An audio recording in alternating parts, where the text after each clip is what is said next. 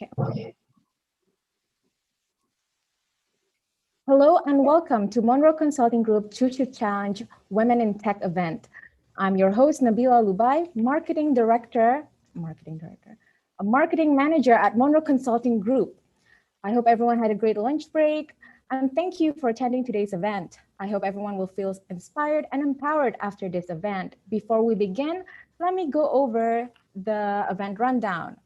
We have a quick introduction about Monroe Consulting Group, a welcome speech from Rhona Driggs, CEO of Empresaria Group PLC, and then afterwards, I will hand over to our moderator, who will introduce the panel and start the panel discussion. And then finally, we have a Q&A segment. A quick webinar rules: you are mute by default. Only panelists will be speaking during this event. Use the Q&A chat box to ask questions to the panel during the allotted Q&A segment. All speakers will take your question after the discussion. This webinar is recorded and we will be sending you the link after the event. A quick overview about who we are as a company. Monroe Consulting Group is an executive recruitment headhunting company with a focus on the emerging market in Asia. We specialize in 6 sectors: health, consumer goods, industrial, technology, and professional sectors, with more than 15 years of recruitment experience in Asia. We are also part of Empresaria Group PLC, a UK-based global specialized staffing group operating from 20 countries across 6 diverse sectors. Monroe has hosted several events in the past and workshop as well, where we focus on the current trend and issue in the market across different industry sectors.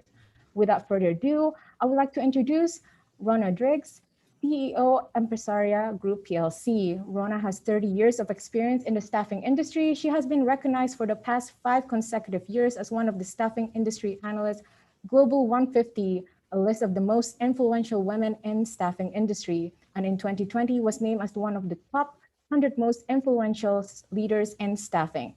Over to you, Rhona. Well, thank you very much. And I have to say that it's an honor and a privilege to be here tonight to welcome everyone to this panel. And first, for those of you listening in tonight, I guess today, or wherever you are, morning, afternoon, evening, definitely evening for me, but just wanted to say thank you for joining and listening in. We have such an incredible, talented panel of speakers tonight, and it's my honor and privilege to be here to welcome everyone to this session. You know, a little bit, I think we covered off a little bit about Monroe. Empresaria Group is a global staffing specialist group. We've been in business for 25 years, based out of the UK, operating in 20 countries. It's really an exciting time in our industry and an exciting time in the world of business right now as we turn our focus, a much needed focus, on diversity and inclusion. And as a female leader myself, I feel it is my personal responsibility to advocate for women in leadership and to certainly, make sure that I'm doing my part in helping women rise. I'm extremely passionate about supporting women in business, and I'm extremely passionate about diversity and inclusion. I think, when you look at a diverse and inclusive environment, you can almost feel it. You can feel the energy, you can feel the belonging, that people feel that they belong, they're empowered, they bring their own unique perspectives to the workplace. So you can feel that energy and you can feel that power, and certainly I believe it leads to much more profitable businesses, as well as much more of a conducive work environment to be supportive of one another, regardless of your background or your ethnicity. So without further ado, I'd like to say again, thank you so much for allowing me to kick off this session. And this is not about me. We have some amazing panelists on the phone or on the live meeting today, and super excited to hear about their experiences and their journey as women and leaders and women in leadership roles in their respective areas of business. So thank you, and I look forward to a great session. I will turn it back over to, I'm not sure who, Nabila or Monica. It'll be me. Thank you, Rhona, for your speech, and thank you for your time as well. I know it's very late for you over there. So I will hand over to my colleague, Monica Villadot, who is the managing director at Monroe Consulting Group Philippines. She will be moderating this event. So over to you, Monica. Thank you, Nabila. Thank you also, Rhona, for what I believe is the perfect introduction to this event. I am also very pleased to be here, to be able to speak to these wonderful panelists that we have, these female leaders in Southeast Asia. I thank you very much, all of you, for taking part of this. I know that you have an extremely busy schedule, so I know that it takes effort as well, but if you are half of the passionate that I am on the subject, I believe that it will be a pleasure for you to be part of the event. So thank you again, and thank you to everyone that is joining us. They continue to join. We had 400 registered participants, and I can see that it goes up. Okay, so thank you so much to everyone for being part of this discussion as well as participants. I think that this event celebrates the achievement of women in tech in Southeast Asia for a very long time, but it also, the theme of this year's International Women's Day is Choose to Challenge. So it's also something that we want to do with this event. We want to see what's there to challenge still, what can we do moving forward, okay? So without further ado, I would like to introduce these amazing panelists that we have today. So let me go one by one. The first one that I would like to introduce is Hong Tran. Hong Tran is actually the CEO and founder of TechX Corporation, which is focused on cloud transformation projects across Vietnam. And now Hong Tran has more than 15 years of experience in tech industry and has been recognized by several awards. The latest one, Channel Asia Women in ICT Awards 2020 as Shining Star category. So hello, Hong, how are you? Hi, everybody. Hi, Hong, thank you so much for joining us. So let me go to the second panelist now. This is Anna Bitugdi. Anna actually has also more than 15 years of experience or career in media, in digital marketing and digital publishing sectors. Anna is currently the country head of Media Donuts Philippines. It's a leading online advertising and technology company. And Anna also holds an MBA from the University of Illinois at Chicago. And for me, it's a pleasure to have you here with us today. Anna, how are you today? Hello, good afternoon, everyone. It's nice to be here. Thank you. We have more panelists. The next panelist would be Grace David. Nabila? Perfect, thank you so much. So Grace David is actually the CEO of Educación. Educación is the largest tech platform in the Philippines as of now. And she also has more than 15 years of experience in brand management, marketing, and sales, working with huge corporations like San Miguel Corporation, Kraft, Mondelez, and Kerry. She also holds a global executive MBA from INSEAD. Hello, Grace. How are you? Hi, good afternoon and good morning, good evening to the rest of our audience outside Asia. Thank you. Thank you for being with us, Grace. I would like to move to Uma Thana Balasingam. Now, Uma is Vice President of Partner and Commercial Organization at VMware for Asia Pacific and Japan. And Uma has received many awards. So I'm definitely not going to list all of them, Uma, but she has been recognized by CRN's the most powerful women of the channel global list and Singapore's top 100 women in IT. Not only that, but Uma is also the co-founder of Lean in Singapore and the founder of Leaning Women in Technology Asia and Women in Technology Singapore. So it is absolutely a pleasure, Uma, to have you here with us. How are you?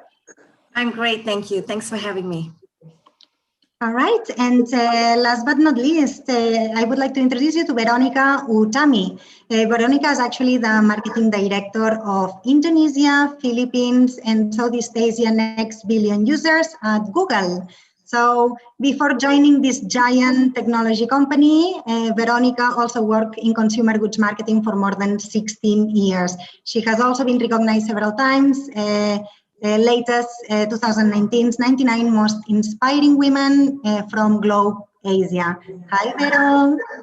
Hi, everyone. How's everyone doing? Thanks for having me.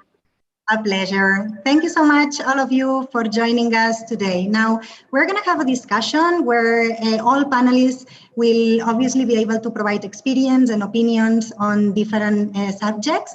Before starting the discussion, I would like just to share a few facts. Okay, so this one is related to tech industry. This comes from the Gender Gap Report in 2020, and the report reveals that gender parity will not be attained for 99.5 years. Now, on a positive note, if we look at Asia, we will see that 32% of Southeast Asia women account for the region's tech sector force. Now, this is higher than the average globally, okay, which would be at 28%. So it looks like Asia is leading the way.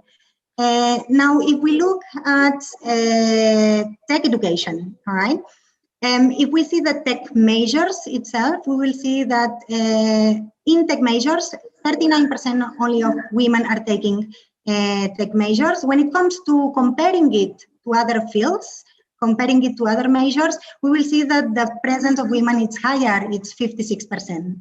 All right. I would like to go a little bit more specific also when it comes to emerging tech roles. Okay, this is global information, and it shows that women are still underrepresented when it comes to emerging tech roles. For example, when we speak about cloud computing professionals, the presence of women is 12%.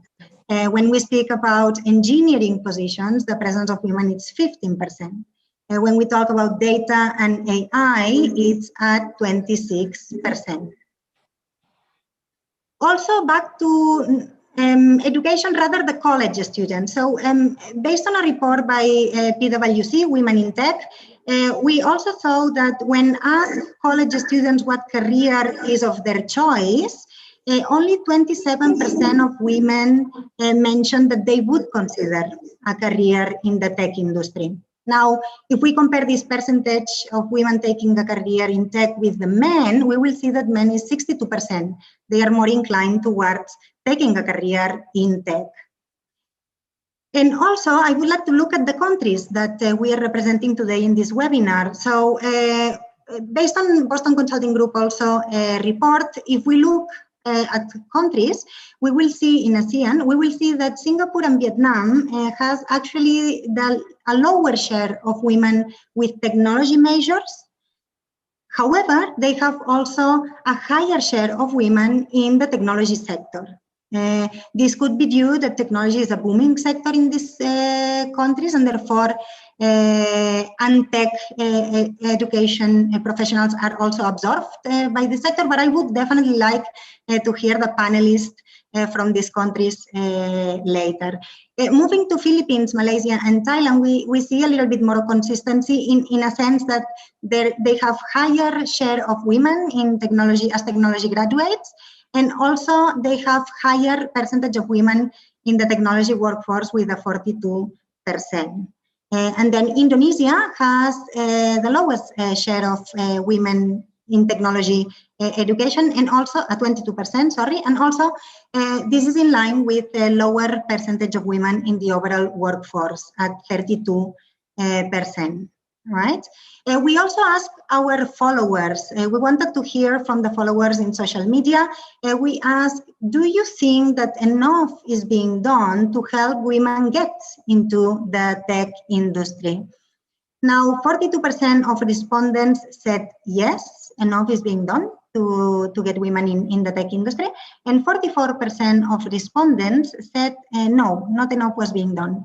If we take a closer eye at the responses, we will look at the majority of the yeses, that enough is being done, are male respondents. When we look at the no's, we will see that higher percentage comes from women.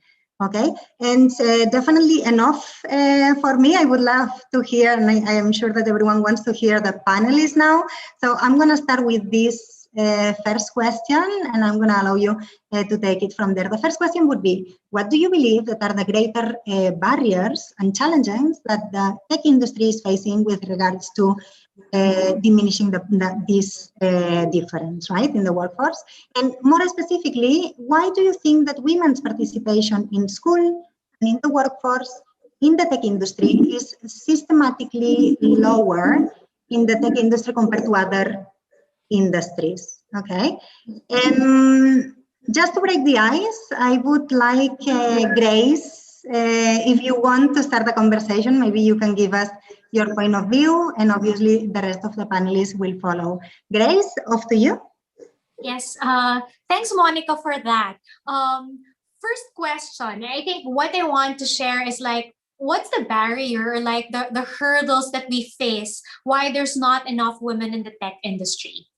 First off, it's not yet a gender bias, but really a perception of talents who wants to move to tech industry should be engineers. Well, let me tell you, I'm not an engineer. My background is not into math, not into architecture or engineering or anything about computer language. So I think that first bias wherein if you want to be in the tech industry, you have to be an engineer or like a tech person or like a computer language expert. So I think that's the first perception. I'm not saying that we don't need those tech people, right? Majority would still be like, they're going to be really the mover of that industry. But it doesn't mean that all other disciplines of doing business, of establishing an industry are not welcome. So I think that's the first barrier. If you're passionate on a certain problem and you want to get into a solution, that alone is your first qualification of why you could enter any industry, and that includes the tech industry. Specifically on the gender, that's where actually the association of certain career happens. Unfortunately, there are still perception wherein if we say you're an engineer, the first thought bubble that you have, even without seeing really the physical visuals, is a male. And obviously, even if no one is verbalizing that to you, that's going to be the expectation that you have. So it is like an unspoken barrier. And unfortunately, it still lingers in the minds of our female leaders and female potential leaders. So something definitely that needs to be worked on so that that perception could be changed. Perfect. Thank you so much. Who would like to add into that? And I think it's very interesting what you said also, not specifically you need the tech education to enter the technology career, right? So anyone would like to add to what Grace was mentioning? I can add, Monica, there was a great study that MasterCard did a few years ago around women in tech. And, if I recall correctly, what the over 2,000, girls between ages of 14 to 17 from Australia, China, India, Indonesia, Malaysia, Singapore, what they said was, firstly, there's a lot of positives when they think about tech. And I think we have to acknowledge kind of what Grace is saying, which is tech is so broad today. It's everything from music to manufacturing, right? So you can be in a functional tech, like a marketing leader in a tech company, or you can be in a technical role in a tech company. And the three things that came out of that study was that these girls felt gender is still important. Almost half of them felt that when I get into tech, I am going to get paid lesser than men. That STEM jobs, not just tech, are not suitable for women, and that their gender is going to make it harder for them to advance. But what they also said in terms of what would make a difference, in encouraging more women to get into tech, is first around scholarships. And the second one, which I'm really passionate about, is role models. Because I believe for women, we can be who we can see. And for my own career, I certainly did not see a lot of women around me. And so all my mentors were men. So role models, I think, is important. And then greater support from schools and institutions was the third feedback that they gave.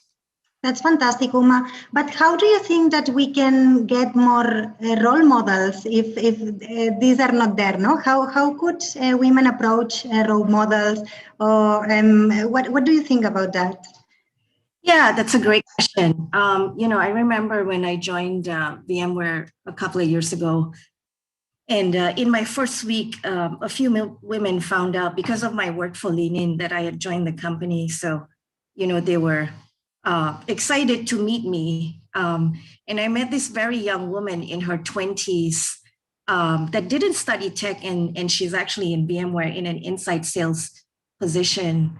And, she was going on and on about me, and we were talking about role models. And I said to her, you are also a role model. It is not about what your title is, how much you get paid, or how many people report to you, or things like that. So I think, coming back to you can be, you can see, she's going to inspire many others that are coming up next to her and behind her. And so one of the things that we work on in VMware is that when you role model women, you've got to role model broadly. It is everyone that just started their career, or someone that just took a chance and went into a different area of tech, to the most successful, whatever successful means. Because it's like coming down to the pipeline conversations. A lot of CEOs say, oh, there's not enough pipeline of women. And I always say, excuse me, you control the pipeline.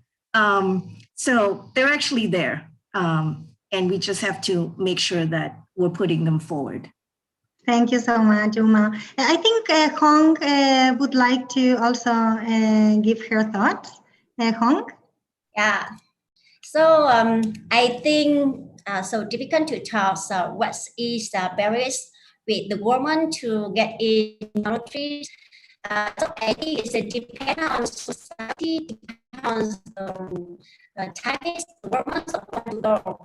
And so I think first is the self-awareness of most women. I think that maybe technology just from men. So I think the first also when we need to change ways. And the second, I think if we want to be a top leader at the company. Excuse me, Hong. I am sorry to interrupt. I think that we have a little bit of issue with the mic at the moment. Can you try again, please? Thank you so much. Sorry about that, Hong. Yeah. So I think I just want to talk about the barriers of the one best determines to technology first.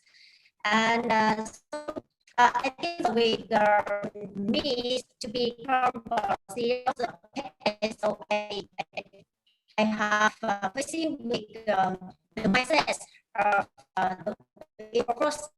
The woman so maybe a lot of emotional and so maybe very key to the organization. So they think that maybe CEO maybe more stable and so safe organizations. So that's why I have a lot of trouble when I went to work. And I think we need to find a way to show our authority, to show our power, and how we have COVID-19. And so that's I think now women with very sensitive emotions is very suitable with generation, and women believe in us with sensitive. Mhm. We lost you for a second there, but I think that Hong was mentioning that there is a connection or an unconscious connection with maybe women in the tech being more sensitive or more emotional and a little bit less stronger when it comes to leadership positions or to these positions, and therefore this actually helps grow the gap. No, I missed part of it, but I thought it was interesting what I managed to get. Thank you so much, Hong. And Veronica actually wanted also to mention something. So, Vero? Yeah, so I think some of the things that Grace and Uma mentioned, I just wanted to kind of build on top of that. I do think that if you look at the tech industry, there's kind of tech roles and there's non-tech roles, right? I think on non-tech roles, we're seeing probably better gender diversity because, in general, like marketing, for example, there's always more skew from women, and we're seeing more and more women from, traditional marketing roles go into tech, which is fantastic. HR the same, finance the same. I think that the crux of the issue is in the tech roles, and especially if I look at the Indonesia numbers, right?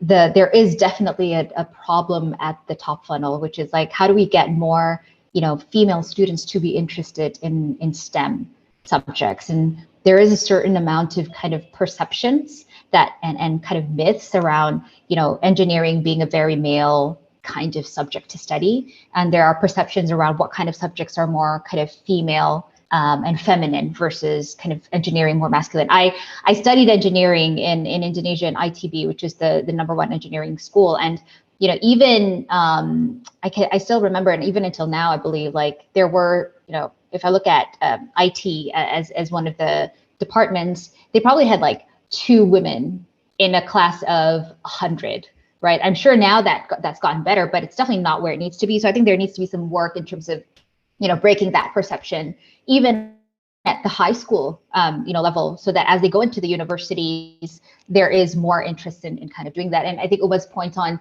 getting role models is really important. Unless they see, successful female engineering leaders in the country, it's very hard to kind of be able to see themselves in that position. The second thing I think is hiring.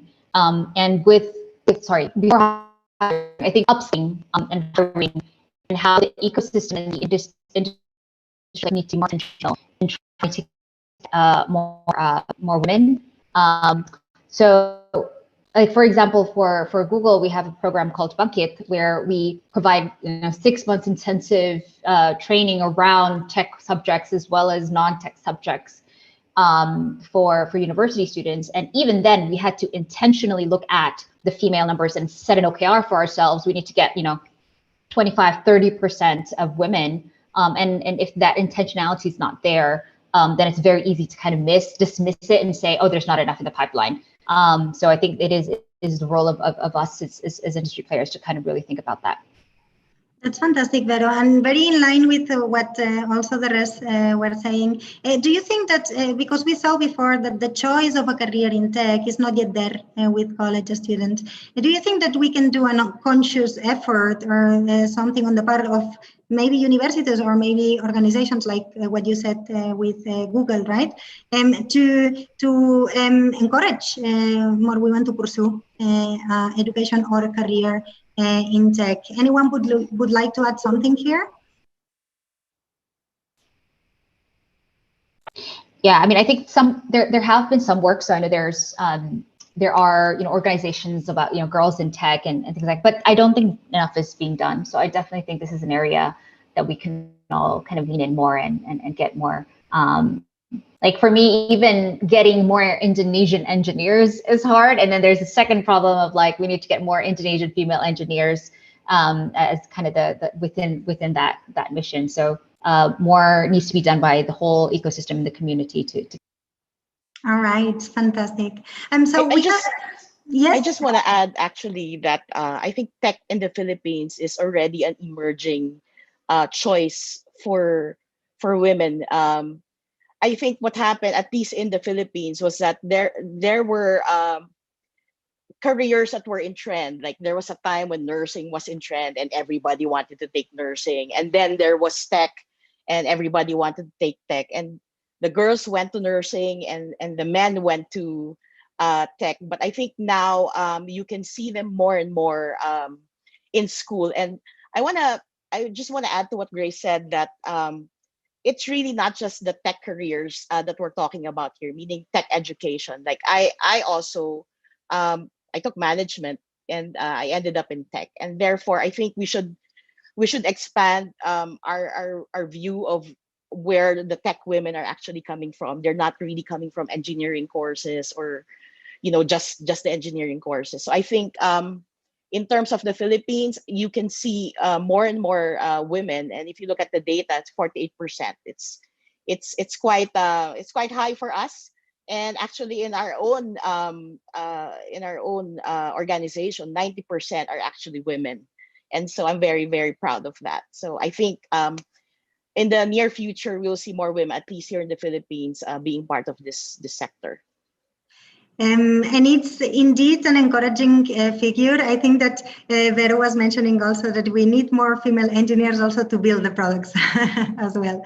I would like to, we have discussed a little bit overall the tech industry. I would like, if you wish, to go a little bit more in detail when it comes to the workplace and leadership as well, and the so-called unconscious bias. So if you allow me, just let me share a few facts as well as we did before. This comes from a report, Gender Social Norms Index 2020, released by United Nations. Basically closed that 90% of men and women are globally unconsciously biased. Okay, and now obviously there are recent efforts centered to reducing this unconscious bias. And for the audience that may not be aware of unconscious gender bias it's basically defined as an intentional and automatic mental association based on gender, stemming from traditions, from norms, from culture, from values, and or experience, right? So the same report states that almost 50% of people say or think that a male would make better political leaders. Also 40% of people would feel that men make better business executives, C-level leadership positions. In the same report, it is seen that in 50 countries where adult women are more educated and may devote more time to work, they still would receive an average of 39% less income than the male colleagues.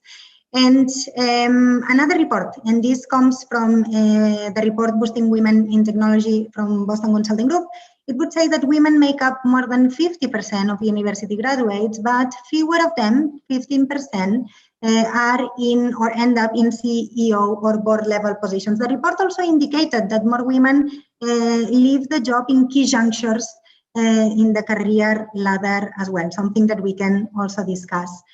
Finally, a report from IDC, Women in Technology, also shows that 45% of STEM women, women in science, technology, engineering, and maths, also feel that their workplace is more geared towards men, and 35% feels that taking time off for family will impact their career opportunities.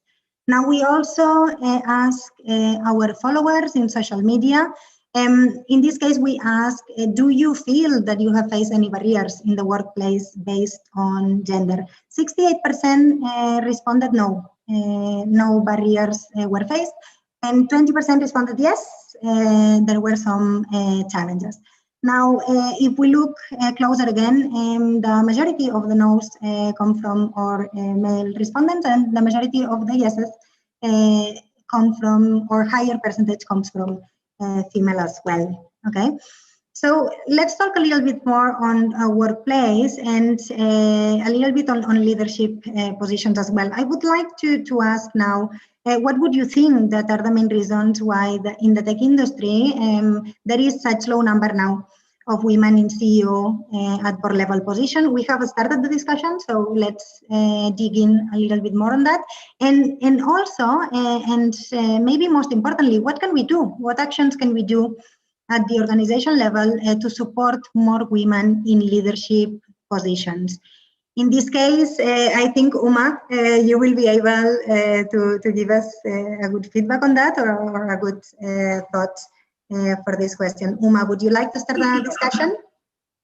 Yeah, I guess you wanted me to talk a little bit about unconscious bias, which is what I've spent majority of the last 5 years working on, because I believe that is the single largest barrier that's holding, women and all underrepresented groups to progress in the workplace.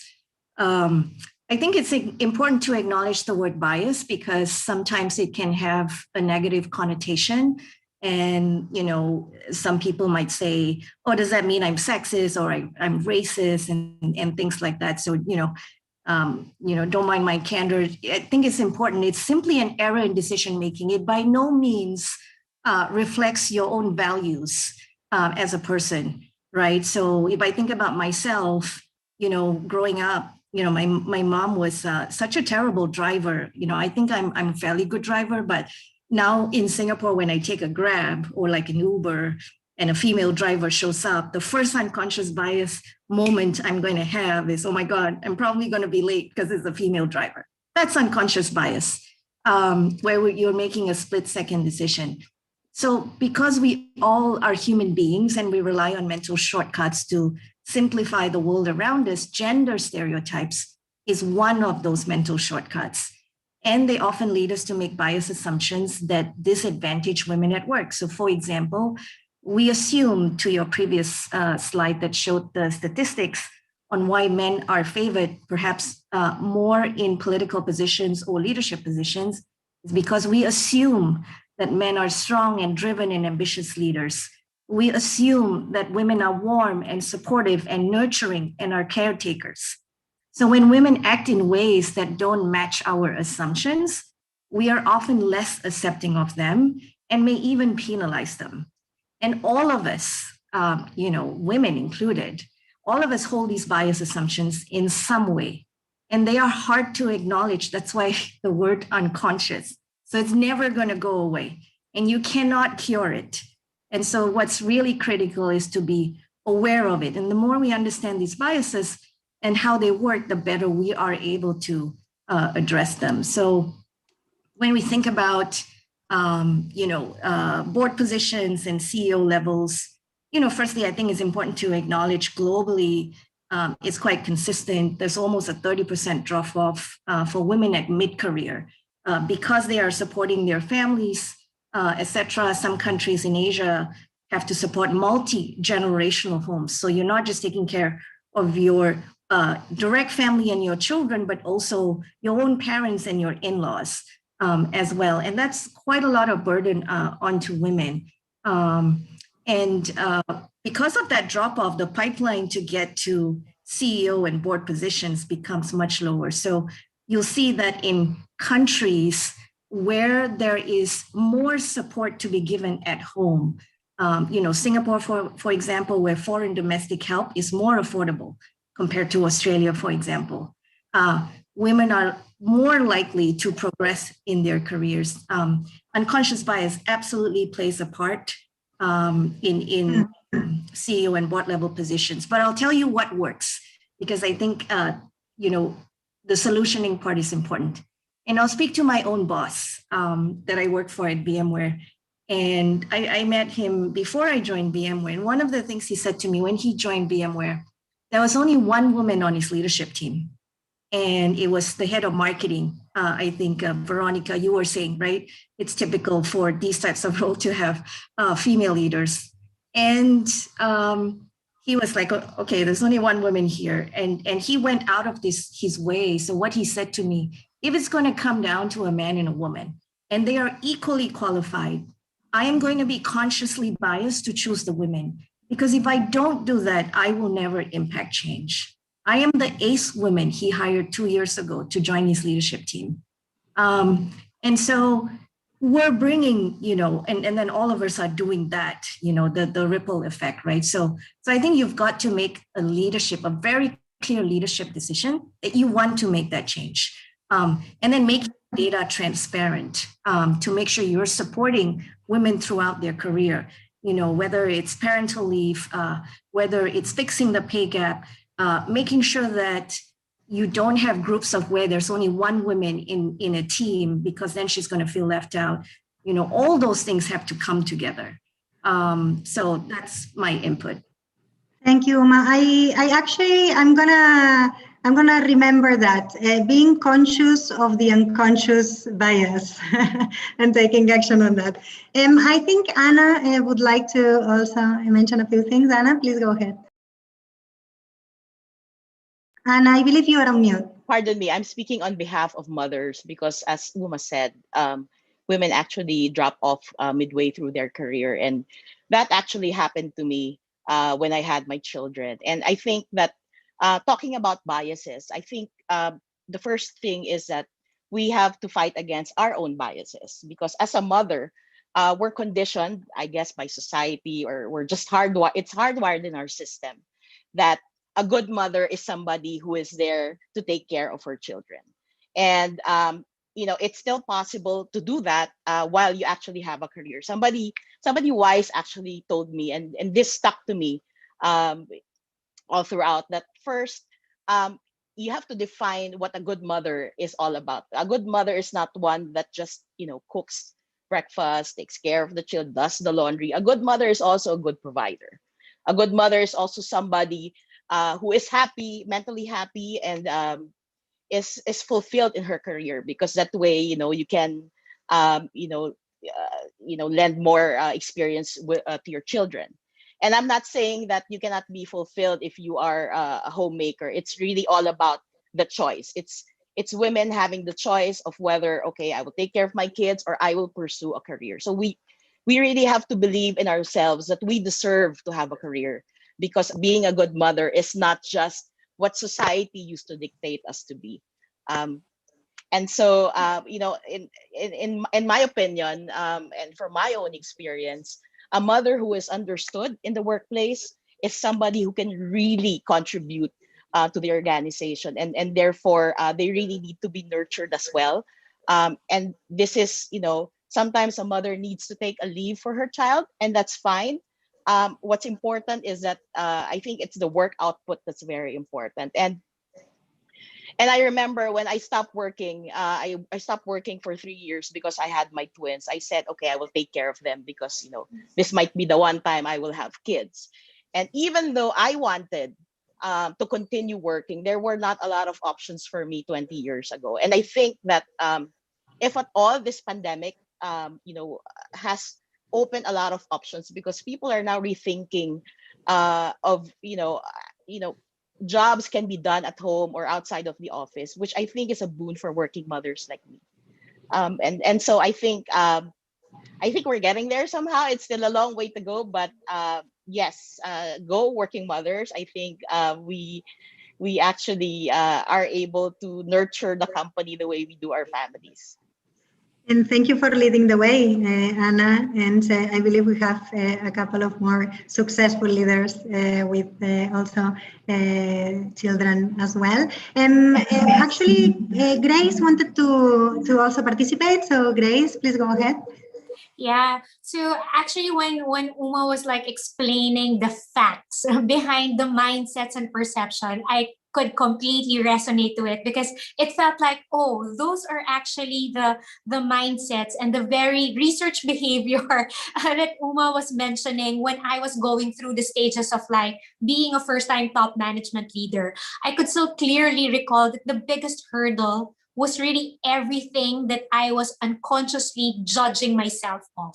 And I feel like most, especially Asian women, could relate to this, that even with all the qualifications laid out in front of you, there's still that feeling of, am I going to be good enough really as a leader? Even if I'm not hearing those verbatims from anyone. It's just that it's all in your mind, and your biggest hurdle is like quieting that voice in your mind that's telling you like, oh, maybe you're not good enough, or maybe you're not as masculine enough. Because obviously it is welcome to have female leaders and top management way back in my corporate days, but because you're seeing majority of the leaders still are males, you get to observe, oh, a leader is acting like that. A leader has that masculine aggressive tone when they are having discussion in a board meeting. Should I be following the same? Even if that was not a prescripted to-do list of what a good top leader is, but it actually creates an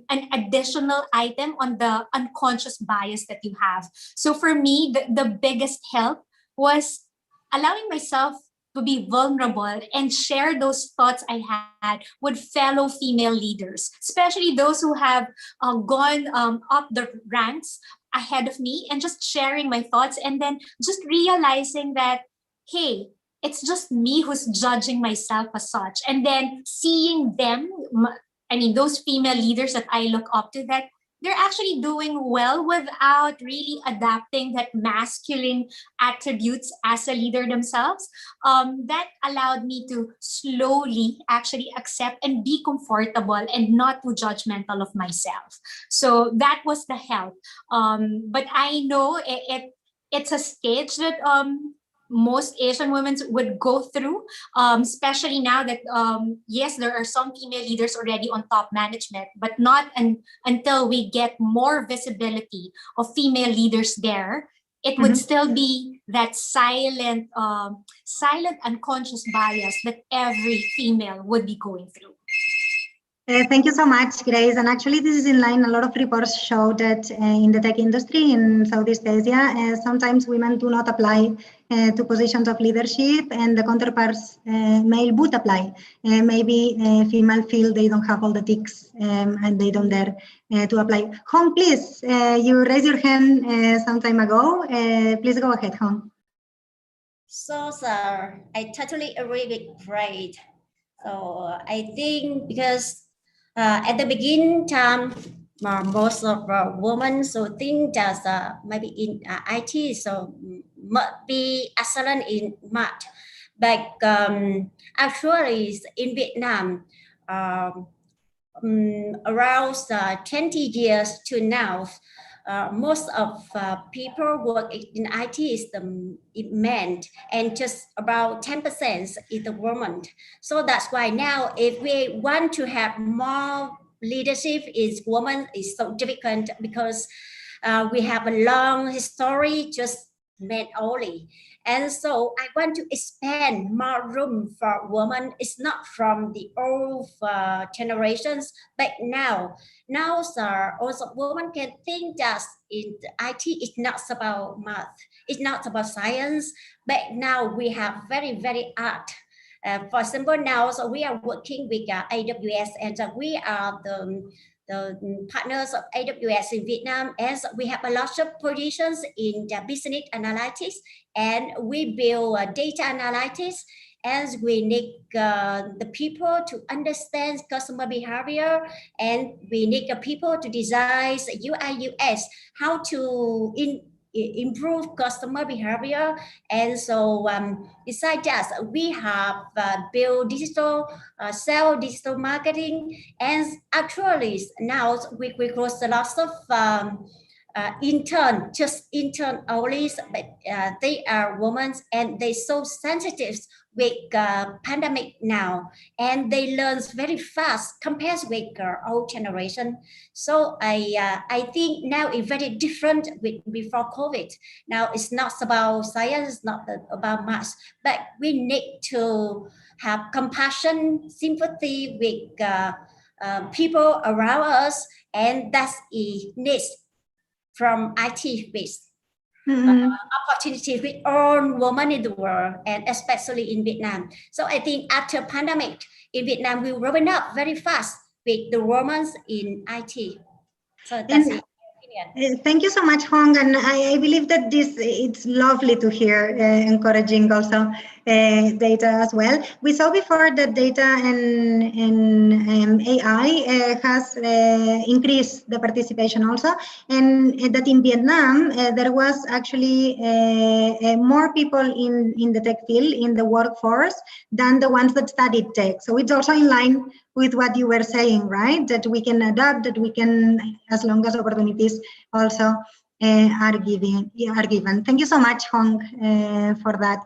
And Vero, sorry, I think that you also wanted to mention something. Yes. Okay. Yeah, I just wanted to add one more point because all the points that have been covered are all, 100%. I agree. The one thing that I think hasn't been mentioned is about the importance of mentorship and sponsorship of careers, because I think, again, like the panel talked a lot about these internal barriers that we as women have on our own, kind of being hard on ourselves, our confidence, our willingness to kind of, speak about our work, leaning in and doing that, making important career decisions, managing work-life balance. I think the role of mentors within the organization is important to help women navigate that, right? To learn from, people who have done it, ahead of you and have made it. And I think that's one of the things that Google is doing. We have a thing called where basically see managers and director levels with more junior entry levels, so that they can learn from each other and they can exchange advices. The other piece is on sponsorships and allyship, and it's really about not just kind of the female leaders, but also the male leaders to really, when they do spot top talent, especially female top talent, how do they advocate for these people to rise in their careers and progress even faster, on a fast track. And as women, I think it's important for us to really think about who are those people who can be our mentors, who can be our sponsors and help us kind of get through to the higher level that we want. Thank you so much. Perfect last contribution to this section. So I think, Nabila, if you could move to the next slide, because I really wanted to go to the theme of this year, the theme of International Women's Day 2021. It's Choose to Challenge. So I would like, if possible, that each one of our panelists, if they would be able to share one piece of advice that they would give to women that obviously are looking to succeed in the tech industry. So one piece of advice. I don't know who would like to start first. You can start. Go ahead, Uma. Yeah, I love this year's theme of Choose to Challenge. It really makes you pause and think. So I'm choosing to continue to challenge unconscious bias. And I hope, every person here listening today will too, because I think it's all about every person doing something every day for us to have that ripple effect. But I acknowledge it's easier said than done. And especially in Asia, I was certainly raised in a household where speak up in these situations and to mind your own business and not to make things uncomfortable. So I have 3 tips that I use that works really well. And it works in what I call micro moments of bias every day in our workplace. And it might be something someone said to us, something we see one person do to another. I think the bigger crime is to not say anything. So to ignore us, to ignore makes us all complicit and signals that it's acceptable behavior. But when you do this, I think it's always important to be kind and to be respectful. So the first one is, what I call flip it. So let's say, a true story. I was in a meeting once where a comment was made, oh, she's bossy like that. And everybody laughs. And, because the person that was saying was the most senior in the room. And so everybody laughs because the senior person is laughing, right? And this woman is attempting like a half smile. She's like, should I be laughing together with them? I feel uncomfortable because I've just been called bossy in front of the whole team. Should I be a team player and just smile? She was clearly conflicted. So flipping it is to, in a private setting to say, that's interesting. Would you be saying that if that was a man?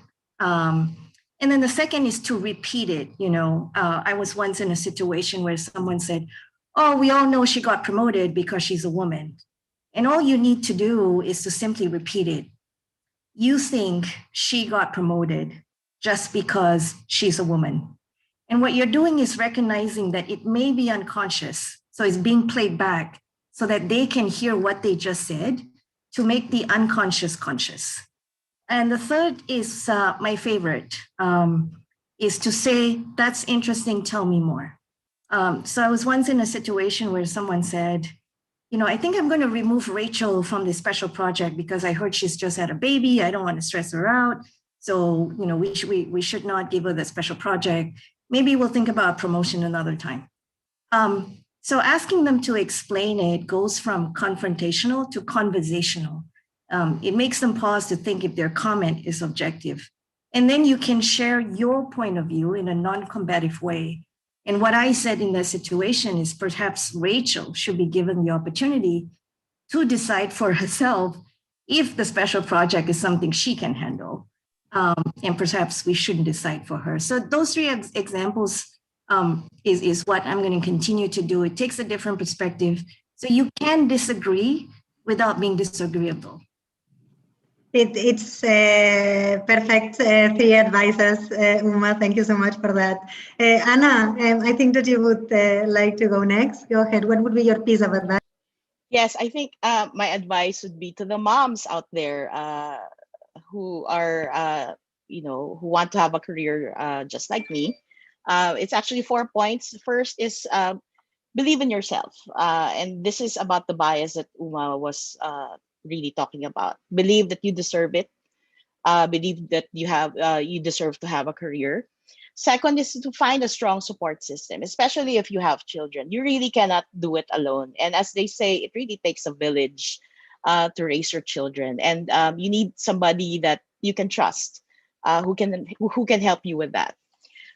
Third is career-wise, always give your best. And I know this cannot be stressed enough, but every possible opportunity for you to exceed expectations, you have to take it, because when your family needs you and it takes you away from work for a while, your work will understand. It's really a give and take relationship between your job and your family. And lastly, as Veronica said, find a mentor. It really helps to have somebody guide you and on how to navigate your career and your personal life. So that's my piece of advice. Thank you so much. And I love the fact that it's not one, but it's always more than one piece of advice so far. Thank you so much, Anna. Thank you. I think Hong Tran, would you like to go next? Yeah. So I think I have some advice from my experience. I think the first, never I am passionate in tech or not, because passion is not an input, just an output. And we will feel that when we confessions and we are involved in something, but very deeply personal to us. And so we can have advanced purpose, and then we work in tech. We will have experience with tech, and so we will feel that tech is very beautiful like that, and so we will have passion with tech, because tech is very huge field, and you can choose any is suitable with you. And the second, I think never stop learning. It's very important with tech. And so I read books every day, and so what tech talks, read article related to tech, and so maybe attend a webinar like today, and go out, seek and find opportunity to interact with tech. And in our business, it's like cloud technologies. I think with data analytics is very suitable with women, and so we can keep innovative, can iterative with our work every day, and so we will have a lot of emotions with the job we do in the data analytics, for example. And the final, I think in pandemic and everything is going messy, very messy, and always go crazy with the baby, with the families, with the work, and a lots of pressure every day. So I think should practice yoga, mindfulness, whatever and whenever you have you have time. And I think have a very, very interesting story in Netflix. It's the Headspace Guide to Meditation. It's very, very useful for everybody when we work every day with the messy society. So fantastic. Thank you so much, Hong. So passion, never stop learning, and mental health and mindfulness, right? Thank you so much. Vero, I think that you would like to go next. Two things. Think of your career as your pie. I don't know if you guys are familiar with this concept, but pie stands for performance, image, and exposure. Performance is basically what you do and how you perform on your key metrics in your job.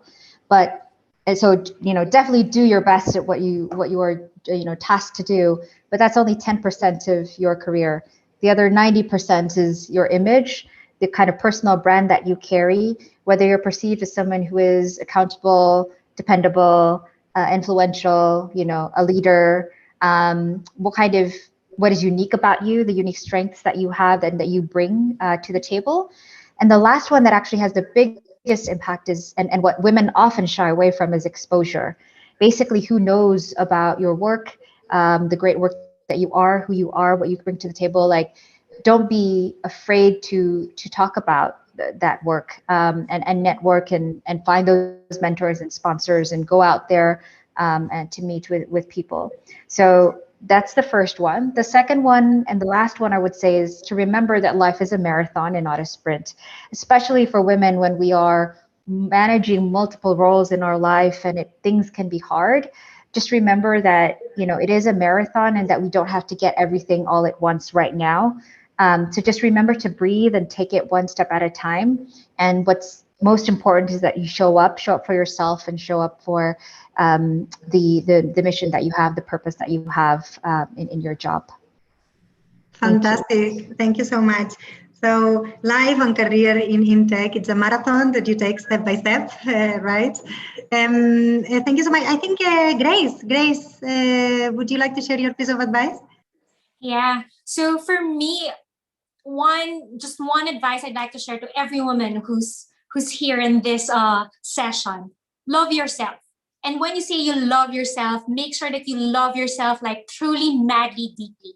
Because when you love yourself, you allow yourself to grab that best opportunity. Because best opportunities are not just for men. When you love yourself, you make sure that that best opportunity is also given and meant for you. And when you love yourself, you allow yourself to receive help, receive advice. So surround yourself, yes, with mentors and with a circle of friends that you really trust, so that you could allow yourself to also be loved. Next.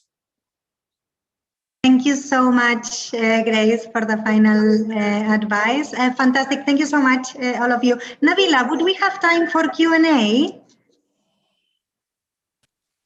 Hi, no, we don't have time for Q&A, but we still have a lot of attendees. So if they're still willing to stay for a few minutes, I don't know about the panelists. Are you guys okay to stay for a few minutes? Answer a few questions? Yep. Yes, okay, fantastic. All right. So we received a few questions also from participants that registered. I'm just going to say a couple, and I think that we have live questions as well that Nabila will so far, I think we only have one live question. So I would just go with the questions that we've received from the registration. Perfect. So the first question would be, as a woman who has the IT education background, but wish to start a career after a long gap, is it feasible, and what do we need to do to get a job in the tech industry? Who would like to respond to this question?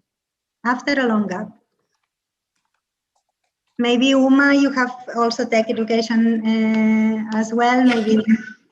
So, sorry, Monica, can you just repeat the question so I understood it correctly? Sure. As a woman with IT education background, but that wishes to start in the tech industry after a long gap, Yeah. What advice would you give you? Right. Okay. After a long gap. Okay. So, first, my advice is to look for companies that support return to work programs, because then it's a end-to-end support for you. VMware has done this in India, where we're funding up to 15,000 women to return to work. And what I mean by end-to-end is, we pay for digital transformation certifications, and then we work with other companies to place them. So we placed over 1,000 women to have jobs, because I think it's really difficult after, I met a woman recently, well, not recently, last year, and had coffee with her, and she hasn't been working for a while, and she decided to take time off because she had kids. And then she had another kid, so she's now ready to come back to work, but her skills are no longer relevant. She feels less confident. So, I can appreciate the challenges of that. She's lost the network as well. So the first place to look for is that. The second is, I think one of the panelists said it, the power of networks is so critical. And I think we are at the day and age today, especially for women. If you're going to reach out to, women leaders and ask for coffee, you should never be afraid of that. I got my job because I asked my boss out for coffee.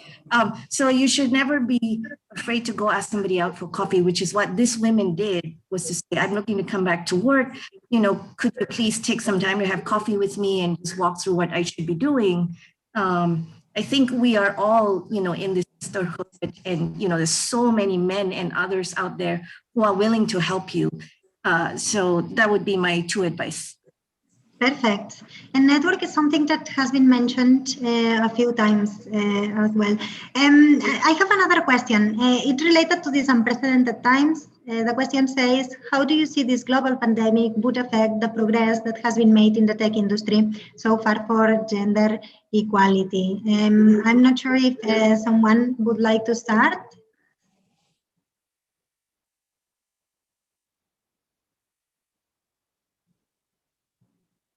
Anyone? Veronica? I think. Yeah, I'm just trying. No. And Go ahead. Go ahead, Anna. Okay, I think I mentioned this earlier, that this pandemic actually is forcing a lot of organizations to rethink the way work is actually done. People are realizing that you really don't need to be tied to a desk in the office to actually be as productive as you can possibly. In fact, there are, I believe, studies that show that productivity is higher outside of the office. And you take a city like Manila, for instance, where it takes you 3 hours to get to work. You can really imagine what a plus it is to actually be able to work from home. And I think that this will actually support women, especially moms, who want to be around their children, but nevertheless want to contribute actively to the organization. Vero, would you like to ask? Yeah, no, it's exactly the same thing. I think it's been a great forcing mechanism for companies to actually see that people can work from home and they're often more productive. I do think though that the pandemic has been more challenging for many working moms, because they've had to deal with not only having to do the job, but also managing kids at home who are studying or won't or refuse to study, actually is more accurate, with the spouses being at home. But I think as things normalize and organizations start to really think about a hybrid model of working, and even at Google, thinking about this as well, I think we'll get to one where it's actually very convenient for women to be able to, and easy for women to be able to manage and do a great job at work, while also being able to have time with children at home. And echoing your point on like traffic, and beating traffic, just between Manila and Jakarta, that's a huge addition of hours in the day that we can spend with. So could it be a good thing as well for women equality? For me, definitely. Because we know, yeah. Because I think a lot of the barriers, if you look at the middle management and where women drop off, is exactly that, right? Like women feel like they have to make a choice between taking care of their children or their family as well as having a job. And so this one I think will enable women to do more. So I think it's a great thing, hopefully.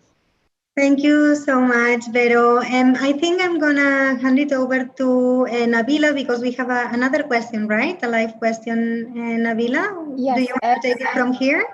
Oh, so it's from Chloe. Chloe, I'm sorry if I butcher your name. So she wanted to say that this panel is amazing. So thank you to all the panelists for your contribution to this panel and discussion. So her question is, I want to ask how to foster an atmosphere of support between women in the workplace. Something that I've always noticed is that unconscious gender bias among us women create unnecessary competition. So I think Uma was typing an answer. So Uma, go ahead and answer. I was furiously trying to type really fast. So what I was typing was that you're absolutely right. You know, the fourth workplace bias that are imposed on women is what I call tug of war. And unfortunately, it still exists in some environments where women feel they still need to compete with each other because there's so few leadership positions or promotions that would be given to women instead of coming together to lift each other up. And so what I have seen work, which is the thing that I am most passionate about and why I started Lean In, is the concept of circles. You know, circles are groups of women. My own circle is 7 women. We come together, we provide each other peer-to-peer mentorship, and we can be unapologetically ambitious. And it is where, you know, we can pick up the phone, you know, when one of us is going through, you know, the next phase of our career and interviewing for a job, we role play how to negotiate for her pay and things like that. It's putting a mirror to yourself and your circle without the friendship tax. It's very different to having a group of friends who, you know, if you didn't get that job and you went and told them, your friends who love you very much are going to say, oh, don't worry, Chloe, you're perfect. You know, it's them. Whereas in a circle, you're going to have the hard conversation of, well, let's talk about what you didn't do and what you can do better. You know, did you line up your sponsors? You know, did you prepare for your interviews? Did you network extensively? You know, things like that. So I think the most powerful thing a woman can do for herself is to have a circle. Thank you so much. I think that this is perfect final answer to the last question. So I think that we will have to wrap up now. Nabila, I believe that you would like to say the goodbye. So off to you. Thank you so much. So I would like to, first of all, say thank you to all the audience. I know this went over the time limit. So thank you for being patient and, you know, going through all this discussion. I hope that a lot of the things that was said by the panelists was able to resonate with you as it did for me. I know I was inspired and I felt empowered as well. So first of all, I would like to thank Monica, my colleague, for moderating this event. I know this is a very hectic with all 5 panelists. So, but you did a wonderful job. And I want to say thank you as well to Rhona for your time to give a welcome speech. I know it's very late at night in your time zone. And lastly, a special thank you to all the panelists. You guys are an amazing bunch of women. I think a lot of them have commented how much this panel has really discussed a lot of the internal and external, you know, issues in regards to gender equality. So lastly, I want to say that the road of gender parity is a long way to go, but remember, we are not alone in this journey. A challenged world is an alert world, and from challenge comes change. So let's all choose to challenge and continue to make positive change. And lastly, please make sure to follow our social media. There will be exclusive interview from our panelists, so you get to know more about them and also a lot of advice from them as well. Thank you, and we will see you soon. Thank you, everyone. Thank you very much. Bye-bye.